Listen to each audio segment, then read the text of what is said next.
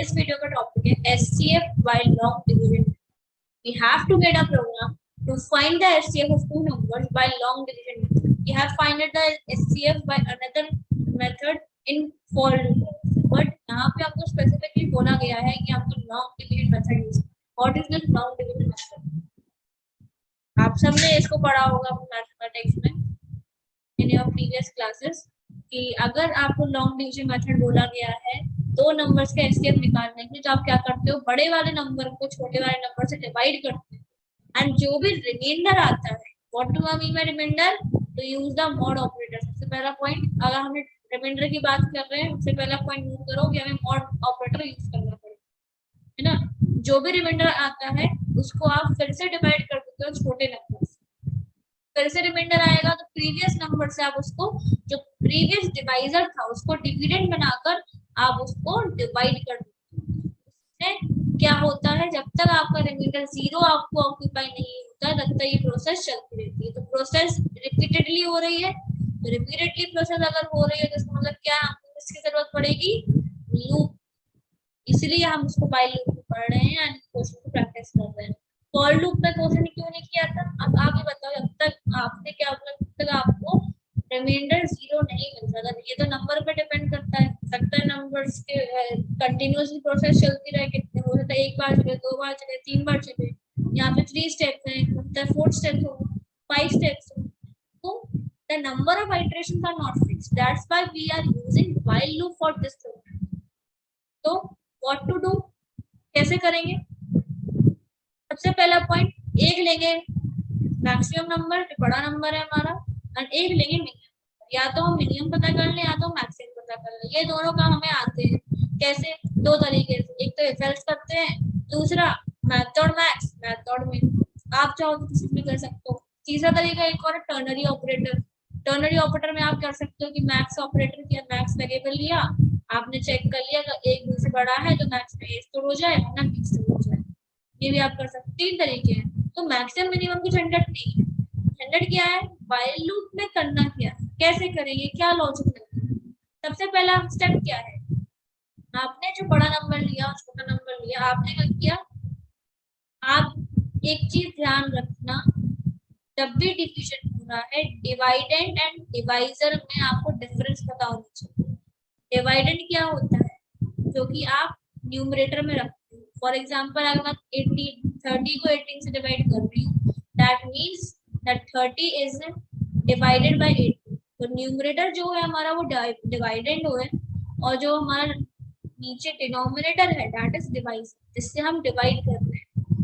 हो सकता है छोटा नंबर हो सकता है बड़ा नंबर हो. कभी कभी हम 1/4 भी करते हैं, 2/5 भी करते हैं. तो जरूरी नहीं है कि न्यूमरेटर हमेशा हमारा बड़ा हो, ठीक है, हो सकता है. लेकिन अभी हमको अगर एचसीएफ निकालना है तो हमको स्पेसिफिकली ये चीज ध्यान रखनी है कि जो हमारा डिवाइडेंड है वो हमेशा डिवाइजर से बड़ा हो, तभी हम कर सकते हैं. कैसे, सबसे पहले आप बड़ा नंबर लो, बड़े नंबर को आप छोटे नंबर से डिवाइड करो, जो भी रिमाइंडर आए उस रिमाइंडर को फिर आप डिवाइजर बना. क्या करना है, रिमाइंडर को डिवाइजर बनाना. तो अगर मैं डिवाइजर को लेट सपोज DI में स्टोर कर रही हूँ, तो डिवाइजर हमारा रिमाइंडर बन गया एंड डिविडेंड हमारा डिवाइजर बन गया. व्हाट आई मीन, अगर ये मेरा डिवाइडेंड है और ये डिवाइजर है, डिविडेंड है और ये डिवाइजर है, देन जो रिमाइंडर आया मेरा, अब वो क्या बन गया, डिवाइजर, एंड ये बन गया डिविडेंड. यस, 18 क्या बन गया हमारा डिवाइजर था, वो बन गया हमारा डिविडेंड एंड हमारा रिमाइंडर बन गया डिफरेंस. यही हमको करना है. थोड़ा सा कंफ्यूजन है, लेकिन अगर हम उसको प्रॉपर्ली करेंगे तो हो जाए. क्या कह रही हूँ मैं, एक बार फिर से देखते हैं. To find the HCF of the two given numbers, we will follow the given steps. We divide the bigger number by smaller one. Divide smaller number in step 1 with the remainder of the step 1. जो भी reminder हमको मिला है, obtain हुआ है, उसको हमें divide करना है इससे हमारे डिवाइजर से. Now divide divisor of second step the remainder obtained in second step. Now we will continue this process till we get remainder 0 and divisor obtained at the end is required SCF. For example, find the SCF of 248 and 492। सबसे पहले हम क्या देखेंगे, बड़ा number कौन सा है, तो 492 है। 248 को 492 से हम डिवाइड करेंगे, जो भी इसका रिमाइंडर आएगा। To find the solution we will follow the method, we divide the bigger number 492 by 248, so a divisor in the end was 4, the HCF इसका 4 आ रहा है, देखते हैं कैसे। 48 को आप 498 से 492 से डिवाइड करोगे, पहले आप क्या करते हैं, अगर आप मैथमेटिक्स करते हो पहले आप चेक करते हो कि 248 2 का क्या होता है, हो सकता है क्योंकि 492 है तो हो सकता है कि इसके आसपास हो या इससे बड़ा हो, तो हम चेक करते हैं। ये मेरे ख्याल से 496 आया, तो मतलब ये कितनी बार डिवाइड होगा, 1 टाइम्स होगा, 1 इसका क्वोशंट होगा एंड 248 यहाँ पर आएगा, यहाँ पे रिमाइंडर आ जाएगा हमारा 44 144 रिमाइंडर आया। Now this will be a divisor and जो हमारा पहले डिवाइजर था अब वो क्या बन जाएगा, डिवाइडेड। 48 हमारा यहाँ पर आ गया। ना हम फिर से डिवाइड करेंगे इसको, 144 मल्टीप्लाइड बाय 2 क्या होता है, 144 प्लस 144 दैट इज 888 288, तो ये भी 1 टाइम जाएगा तो 144 माइनस हो जाएगा, इसका रिमाइंडर बनेगा हमारा 4010। अब 104 यहाँ पर हमारा रिमाइंडर था वो बन चुका है डिवाइजर, एंड 144 जो हमारा पहले हमारा डिवाइजर था अब वो बन जाएगा डिविडेंड, ये भी 1 टाइम जाएगा।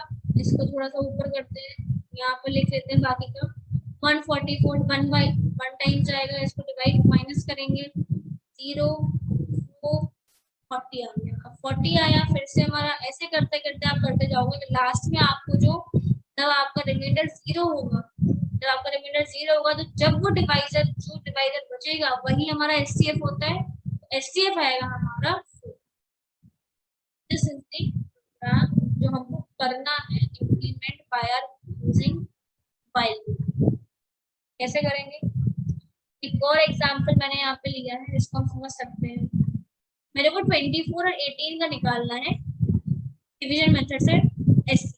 डिवाइड द 24 बाय 18, तो मैंने 1 से किया, 18 किया 6 आ गया, 6 आया। अब जो मेरा डिवाइजर था वो बन गया डिविडेंड, मैंने 3 से मल्टीप्लाई किया तो यहाँ पर 0। जैसे ही रिमाइंडर 0 आएगा आपको चेक करना है कि आपके डिवाइजर का जो वेरिएबल है डिवाइजर का उसकी वैल्यू क्या है।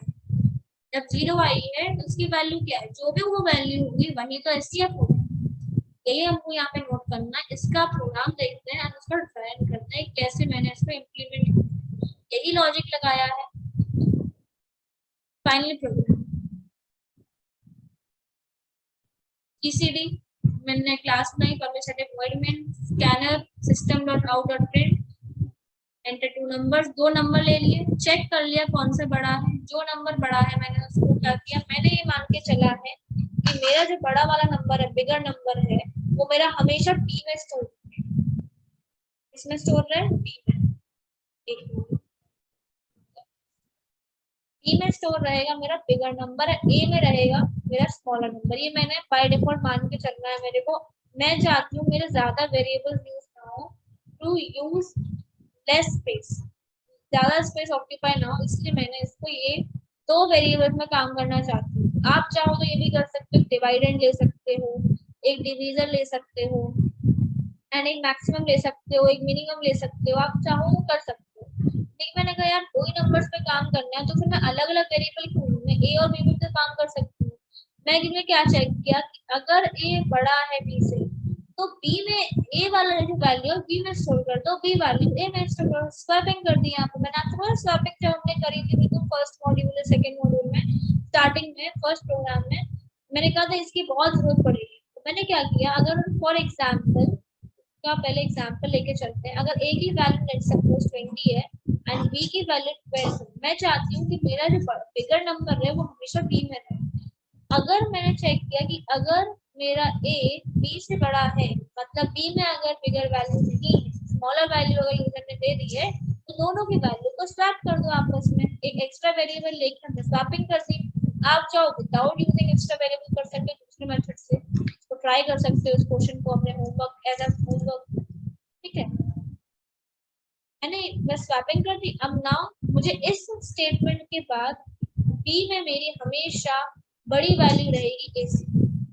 मैंने चेक कर लिया कि अगर ए बी से बड़ा है तो आप प्लीज स्वैपिंग कर दीजिए, और अगर ऑलरेडी बी बड़ा है, अगर यूजर ने पहले ही ए में 12 दिया है एंड बी में 20 दिया है तो ऑब्वियसली मेरे को जरूरत नहीं। ठीक है, अब मैंने क्या कर लिया, बी में बड़ी वैल्यू ले ली। अब मैं बी को डिवाइड कर सकती हूँ ए से हमेशा एंड चेक कर सकती हूँ कि उसका रिमाइंडर क्या है। मैंने कंडीशन लगाई, हमको स्टॉप कहाँ करना है, अपना एचसीएफ निकालना। हमको स्टॉप तब करना है जब b डिवाइड बाय a, मतलब जब जो दो चीजें डिवाइड हो रही है आपस में, वो उसका रिमाइंडर जब तक 0 नहीं हो जाता तब तक इस लूप को चलाते रहो। अगर वो 0 नहीं है तो आप उसका एचसीएफ निकालने की प्रोसेस जो है वो चालू रखें एंड उसको कंटिन्यू रखें। जैसे ही 0 मिलेगा रिमाइंडर तो आपकी जो जो हमारा डिवाइजर की वैल्यू है उसको नोट करें। मैंने क्या किया, बी में हमेशा मैंने अपना डिविडेंड रखा है, बी को डिविडेंड माना है एंड ए को मैंने डिवाइजर माना। We know what is dividend and what is divisor, हमने भी डिस्कस किया है क्वेश्चंस में प्रैक्टिस करते समय। अब मैं इसका ड्राइंग करती हूँ और देखती हूँ कैसे माना। लेट्स सपोज मेरे को वही लेती हूँ एग्जांपल, ए की वैल्यू मैंने ली है 12 एंड बी की वैल्यू मैंने ली है 20। मैंने चेक किया क्या ए बी से बड़ा है, नहीं है। ठीक है, मेरे बी में बड़ी वैल्यू है। मैंने क्या किया, while b mod a not equal to 0, क्या b mod a कंडीशन का एक लगाते हैं कंडीशन, क्या b mod a 20 mod a 20 mod 12 0 के बराबर होगा, करके देखते हैं। 1 टाइम 12 8 आ रहा है रिमाइंडर, नहीं है, तो मतलब कंडीशन हमारी ट्रू होगी। नॉट इक्वल टू 0 लगाया, इक्वल टू 0 नहीं लगाया, और नहीं है इक्वल 0 के तो कंडीशन ट्रू है। अंदर गया, आर लिया, आर मतलब रिमाइंडर, रिमाइंडर निकालो ए मॉड्यूलस बी का, रिमाइंडर निकालेंगे तो आएगा 8। रिमाइंडर आया, now b is equal to a and a is equal to, एक कॉलम बनाते हैं b एंड a के लिए। इसका क्या मतलब है, अब आपको याद होगा रिमाइंडर निकालने के बाद हम वैल्यूज को चेंज करते हैं, रिमाइंडर को बनाते हैं डिवाइजर एंड जो हमारा डिवाइजर है उसको हम बनाते हैं डिविडेंड। डिविडेंड हम किस में स्टोर कर रहे थे, बी में। बी में डिविडेंड है, अब डिविडेंड मुझे किसको बनाना है, ए को, मेरे डिवाइजर को। ये हमारा डिवाइजर था एंड ये हमारा डिविडेंड था। ठीक है, डिविडेंड में मुझे क्या स्टोर करना है, डिवाइजर, तो बी में आ गया ए एंड डिवाइजर में क्या स्टोर करना है, रिमाइंडर, तो एंड ए में आ गया आर। यही मैंने किया। अब दोनों वैल्यूज क्या हो गई स्क्वायर, तो बी में अभी ए आ गया, ए की वैल्यू क्या थी 12, बी में आ गया 12 एंड ए की वैल्यू, ए में आना था 8, आर की वैल्यू थी 8, ए में आ गया 8 एंड बी में आ गया 12। लूप खत्म हो गया, फिर से लूप चलेगा। ठीक है, फिर से कंडीशन चेक होगी, क्या बी मॉड अभी भी इक्वल टू 0 नहीं है क्या, देखते हैं। बी क्या है 12 एंड ए क्या है हमारा 8, 12 मॉड 8 अभी क्या आएगा, इक्वल टू 0 आएगा क्या, नहीं आएगा। तो फिर से कंडीशन क्या हो गई, हो गई। फिर से उसका रिमाइंडर निकाला जाएगा, 12 मॉड 8 करते हैं, 8 मॉड 12 को करेंगे तो 1 टाइम जाएगा 4 आएगा, 4 रिमाइंडर आया। नाउ उसके नीचे लिखा है b is equal to a, a की वैल्यू क्या थी 8, तो b में आ गया 8 एंड a में आ गया r। ठीक है, फिर से लूप चलेगा, कंडीशन देखते हैं, क्या b मॉड a अब नॉट इक्वल टू 0 है, b क्या है 8 एंड a क्या है 4, क्या ये अभी 0 आएगा, आएगा, कि वो डिवाइड कर जाएगा 8 से एंड 0 दे देगा रिमाइंडर को। आप चेक कर लो, देखते हैं रिमाइंडर क्या आता है, 8 रिमाइंडर आ गया 0, तो कंडीशन हो गई फॉल्स, कंडीशन हो गई हमारी फॉल्स। बाहर आया लूप के, उसमें क्या प्रिंट कर दिया, GCD is equal two plus A, sorry plus तो हमारा स्ट्रिंग ऑपरेशन के लिए है, मतलब प्लस ए नहीं, it is used to, you know, it is used to combine two string, it is used to combine two statements to get printed on the screen। तो यहाँ पे प्लस का कोई लोड नहीं है, किसकी वैल्यू प्रिंट करनी है, को ए की वैल्यू क्या है 4। तो अगर आप चेक करो तो आपका 4 ही है जो एचसीएफ आना चाहिए। हम 4 क्या एचसीएफ हो, जो हमारा लास्ट डिवाइजर होता है, this is the divisor which is giving us the remainder 0 at the last, so this is the SCF and it is printed down on the screen।